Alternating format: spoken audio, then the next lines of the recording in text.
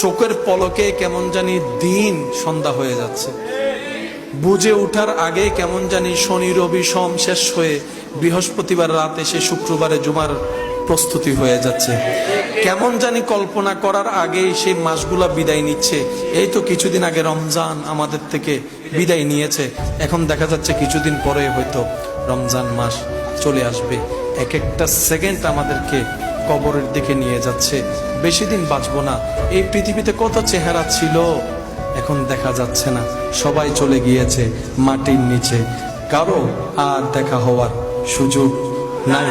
আল্লাহ চাহে তো হয়তো হাসরের ময়দানে দেখা হবে, দুনিয়াতে আর দেখা হওয়ার সুযোগ নাই। বাঁচবো আর কয়দিন, থাকেন না নিজে ভালো, অন্যকে একটু ভালো রাখেন। বিশ্বাস করেন, অন্যকে ভালো রেখে আপনি এখান থেকে যে ভালোটা থাকতে পারবেন, অন্যের মুখে অন্যের চোখে পানি এনে দিয়ে সে ভালোটা আপনি থাকতে পারবেন না।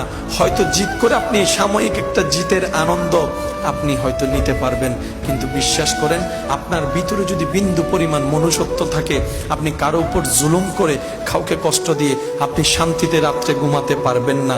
আপনার মনুষ্যত্ববোধ আপনাকে বারবার জাগিয়ে তুলবে। কথা বলেন ঠিক কিনা?